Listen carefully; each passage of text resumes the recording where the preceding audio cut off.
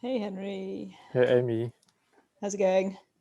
Oh, I'm fine. Preparing for traveling, So a little bit excited because you need to think of so many things, Yeah, pack you lose everything. the And habit of packing and yes, like yeah, organizing things. Yeah. I'm not really used to it anymore. Yeah. Yes, I felt the same when I went away the other week. I was like, definitely going to forget something incredibly important that normally, you just definitely remember. So I didn't in the end, but it took a lot more mental kind of like planning than normal. So Yeah. So yeah, a little bit hectic, but everything else I think will work out. I'm also still working on the observability stuff to finish this all up today, but I think it will be a little bit later because I need to do something else in between, and I will put a summary and everything in. perfect. Yeah, I was going to For say, what's like, going I on think there. with the incident going on, I know that definitely will affect things. So just leave a handover on things. And if you could make sure the Epic kind of has the clear status and thing, then We'll do this at the end of the day. I will have perfect. this Then ready. someone else may be able to pick up things whilst you're out. So I'm actually not sure. It may just be us today with Scarlett being sick. So let's begin. You've got the demo, luckily. Yeah, I don't have too much time. It could be that anytime somebody is ringing the door and related to the travel things. So I just hope I don't get interrupted and just put a few short items here, Great. just to show some interesting improvements on observability that we get now, which were missing before. And one interesting thing is the node scale up rate and scale error ratio dashboards, which is was just merged yesterday. And this is actually exactly the corrective action for things that happened with the SSD problems, right? When we couldn't scale our node pools, we didn't have alerts for that, and we couldn't really see it nicely. And with this dashboard, I can just share my screen. Perfect. Let's go to that link.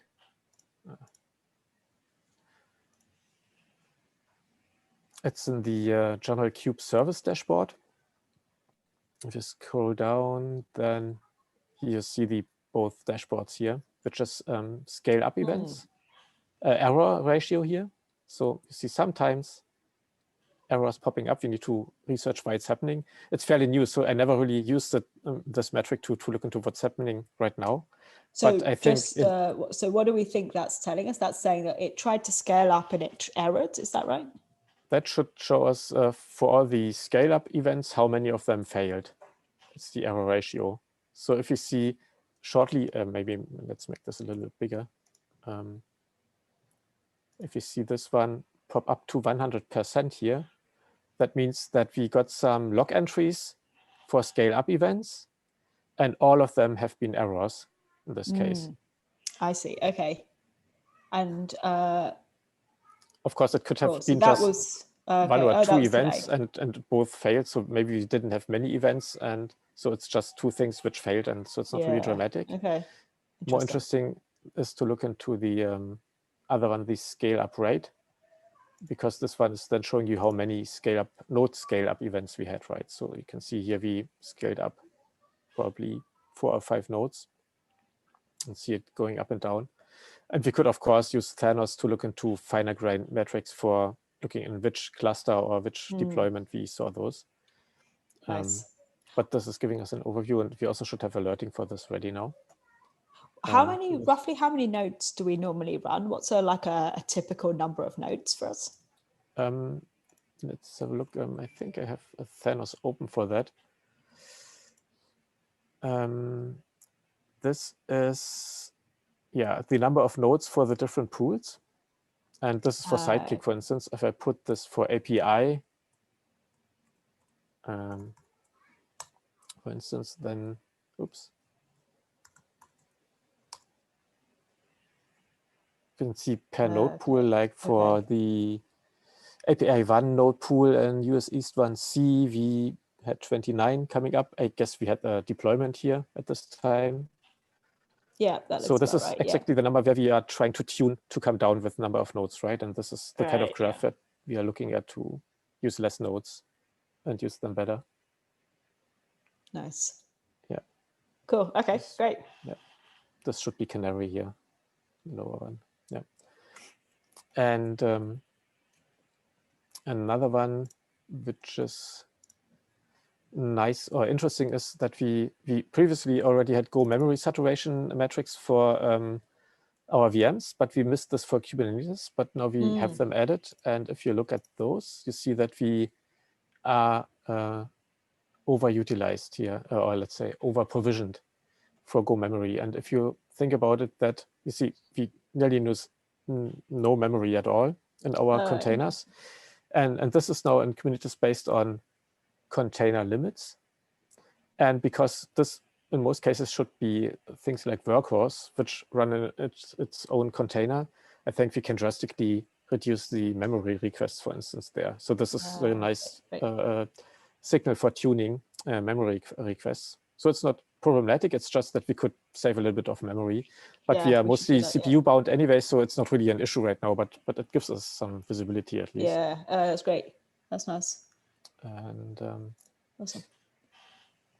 Another one which I'm still working on, so it's not finished yet, but I have a demo dashboard for it, is the amount of how much, how good we are using requests on our nodes. Let me see that. Let's go to saturation. We need this overview, right? And those two panels here are new, which take a little bit time to load, like node CPU request utilization or node memory request utilization. And you see for each of the nodes in the API dashboard here, for instance, you see how much we utilize available CPU requests. And because our pods are quite big, so that we only fit 3 or at maximum 4 pods on them, you see that mostly we have a quarter of requests unused because the last pod doesn't really fit on it or isn't scheduled to it. Yeah. So here you can see how good we are using our nodes and how often we leave nodes quite empty because pods are not really scheduled in a nice way to them. For memory, it's even better. You see that we are below 30% of usage because we are CPU bound mostly. Yeah. So we use our nodes mostly for CPU and don't make much use of the memory that we have there. So this is what you were saying last week then. So if theoretically we could fit another node, another pod in this node, then the memory requests and things would go up and they'd be looking healthier. Like hitting 100% would be ideal here in this case, right? So that would be a good case. Okay, okay, awesome. That's really good to see. Yeah, that's it for the new things. One big thing is still pending. This is the one where we need to set silencers for alerting. It's for the CPU request saturation. We could merge it, but then we would get alerts, and so we need to. I've got a much better plan. When you return, I'm going to suggest you actually make those resource tuning changes, and then we can turn it on. Yeah, I would love to. And then we just complete the whole thing, right? Because I don't expect anyone will have time to change that, to like deal with that stuff whilst you're out. And since you've already got all the MRs open, like it sounded like, correct me if I'm wrong, it sounds like we know what we need to do. It's just a case of dedicate some days to actually, moving those strings through and monitoring. It will be time consuming because we need to do it one by one and then see how it reacts. Do we get into trouble and then maybe readjust? So it's this cycle of changing something, waiting for review, looking how it works, and will take some time, but maybe we can do it in parallel to other things. So yeah, exactly. Yeah. Because there's a couple of other things on. I'm just looking through. In fact, I'll just share my screen. I'm sure I can stop sharing. So, so just on sort of just looking through this, the Epic 340, and so there's a couple of other issues we have on here, which I think they may not block us making some progress on the web migration, but we'll want them before too long. And that's going to be the Nginx dashboards. And the other one, I think, will be console, just simply because they were two things that bit us on the API stuff. So I think we might make progress on those two things alongside all the work you've already done as well. And we should have a think about what we want to do with all the extra stuff. Like it might. Yeah, the idea was to move this out of this epic and create a new one, right? Because this is there are a lot of very strange things mixed into that, which maybe don't even really relate to this one here. Yeah, that's exactly it. Like, as you said the other week, like this can go forever, right? So we probably want to focus this stuff on what do we actually need for the web migration. And then there's probably some stuff like revamping Kubernetes metrics. Like it feels like a mini project in itself, and we should prioritize it, but maybe we do that after the web. Fixing Helm logs as well, like it's probably a reasonably large piece of work. Yeah, probably. Yeah. But the other thing is we don't have to do this alone, right? So we're also going to start pairing up and see where we can coordinate with observability and see like some of the things, like there's so much kind of overlap on like things like console, Nginx, even like Helm logs and things, that there may be some of these things they can help us with. Yeah, I also saw in the last 2 days, I noticed that we need to change how every Kubernetes worker is landing in our team, right? So you already said on some issues, we maybe should also invite the core team to maybe look into that, right? Because that's exactly right. I think if it ends up in Skybex in my hands, then, and we have more and more Kubernetes things, if something goes wrong, and that will be an endless track of work. That's exactly it. Yeah, I totally agree. Yeah. Like it's difficult for other people to get involved in like this stuff because we're changing so much stuff all the time. But I think having the issues land in the right place is probably the great first step, even if we end up being the ones who kind of do a lot of the work. But yeah, we absolutely need to start working out like what is observability, what is data stores, what is core infra, and what is migration work, because they're not always the same thing. Yeah, I mean, it's really about getting knowledge and experience with how we are working with it, right? Yeah, because that's right. It takes a while until you get into it and understand it. Like for the thing with the node pool issues, that wasn't related to any migration of Kubernetes or something. It really was a GCP issue, and we need to have the skills to fix those, right? And that's right. We need to get people into that. Yeah, I totally agree. Yeah, like even if it's just pairing up and having people kind of following along. So yeah, I totally agree. On that incident, I'm curious to know did we see any impact of switching over to HDDs? Not that I know of. I didn't have a big look into if we suffered anywhere, but I didn't see any alerting for our updex drops. So I think we are fine. I mean, the last thing we switched over is Sidekick yesterday evening, and Sidekick I think is the only one which is sensible maybe to disk writes, because Sidekick is writing into some temp directories normally, and I think we have some mtdir mounts in Kubernetes for that. So it's really going to the node disk there. And so that's the only thing that we maybe should actively look into if we see something which could look like a degradation in performance anywhere, right? But we didn't alert for something, so I don't see anything immediately. Are there any dashboards we could look through now whilst we're we can. Oops, this one. Let's go to some Sidekick service maybe.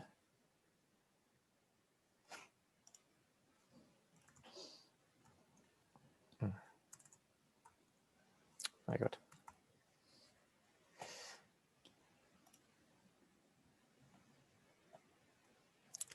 We need to maybe zoom out to one of the services. I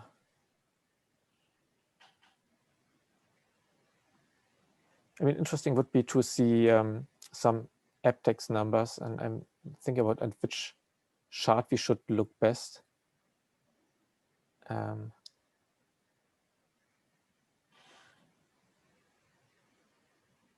Here we have issues, right? Let's look into that one. Yeah, and see if that one maybe changed over time. So let's zoom out to 24 hours. I wouldn't say something changed. So I guess we started switching over something here. Maybe let's zoom out to 2 days. Looks pretty same. Yeah, I would say. So I think if you see any AppDex drops, then it's not really related to disk writes in this It's case. been a while now. It's true. Yeah. The other thing, was there anything like, do we see any like change? Like, are there any pod startup times, or is there anything else that we've noticed or potentially could be affected by switching? Yes, this is the other thing that maybe I think that node startup times could be affected, so that it's taking longer to scale up nodes because they run from HDD instead of SSD. Yeah. I think for pod startups, I have the feeling that it shouldn't be as bad, because I think what could happen is that you download container images, right? And then they are spun up in some containers. But I think as soon as they land on disks, they are in cache, right? So normally they should be cached. And I think in most cases, they really should come from memory instead of really being read from disk when they are used. So I hope it's not really making us much faster. And anyway, the startup time for our pods mostly is related to Rails taking a long time to start up. If we would be slower by this, then it would be just a small percentage of the real startup time, I think. I think the more worrisome thing really is node scaling time is a little bit longer, and that maybe Sidekick disk writes could be affected. Those are the two things to look into. But I didn't get any metrics on that. I know that we have some metrics for pod start time, I think, but I didn't really look into them. I think it's a little bit tricky to use them also to measure this, to get a measure of average or something. Okay, yeah, that's a shame. So what I'm kind of wondering is like what we should do next, like stick where we are, like should we be reverting any of these changes? Like what would be the sort of preferred, like in your opinion, like next steps? I think we should stay where we are. I mean, there was this discussion that we switched over to using node pool names instead of the type label to assign our pods, but I think it doesn't make a big difference for us. I think it doesn't help much with the scheduling bug that we found. Now that we are using the node pool names, it's easier to assign pods to a certain pool. So I think it's better like it is. One moment. Yeah. Go ahead. Ja, ganz kurz. Sorry. That's and okay. Yeah, so and I think for the so it can stay like it is, and we plan anyway to go over to using taints to assign pods to nodes later. So I think that would be the way forward, which is not related to this incident at all. Okay, yeah, that makes sense. Okay. How we schedule pods to nodes, I think that will change later anyway, using taints or something. Yeah, I think that's right. Yeah. Okay. And for what else? There was another thing I wanted to say. Yeah, we need to delete the old node pools, and because we don't see issues right now, I think we can do that. But it's not really urgent, right? So they are not using much space because they are unused. So each node pool is at one node probably right now, and just need to get rid of them to clean up. Stuff. Okay. Yeah, and we still have Terraform dirty plan in gprod, which is ugly because of this one ugly bug in our GKE Terraform module. Yes.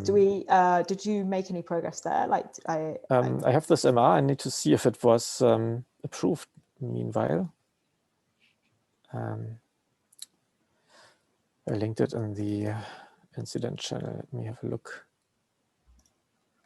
This was that one. Because if this MR is merged, then we can do another MR in Terraform to use the new module version here, and that should hopefully fix it. Skarbek, 3 hours ago. Nice. Didn't see that. He was approving it already. Great. Okay. So I probably can get this resolved today also. Awesome. That'd be great. Yeah. If there's any kind of like follow-up or like recommendations for future things or issues we should think about, like just drop them all in on that issue. We can see what the next steps look like. Yeah, I will put a summary into the incident issue there. Great. Nice. Yeah, that was a super fun diversion for this week, right? Yeah, it is like this app, but it was so interesting that all this happened, and meanwhile we released 14.0, right, version. So that was really cool. I didn't even notice much of it. It just worked. It just even worked, though we couldn't yeah. deploy and anything. So That's happy right. about Yeah, yeah, absolutely. It's very fortunate we had everything.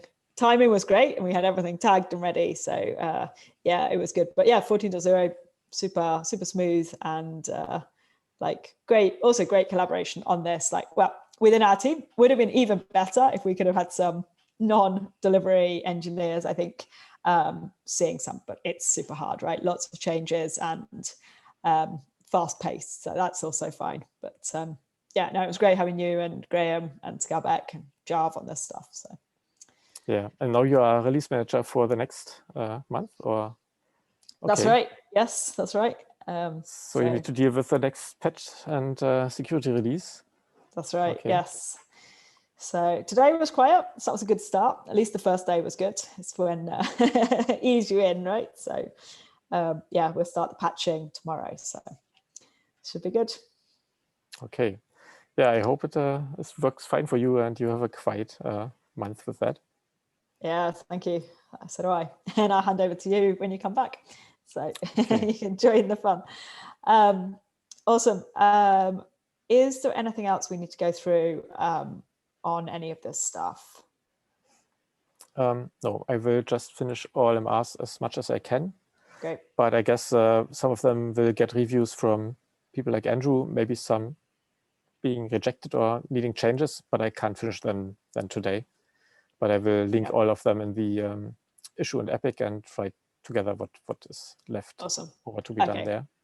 Sounds good. All right. Excellent. Well, good luck with that stuff. Thanks for all the work this week, and enjoy your time off. I will, for sure. All right. Thanks very much. Speak soon. Bye, Amy.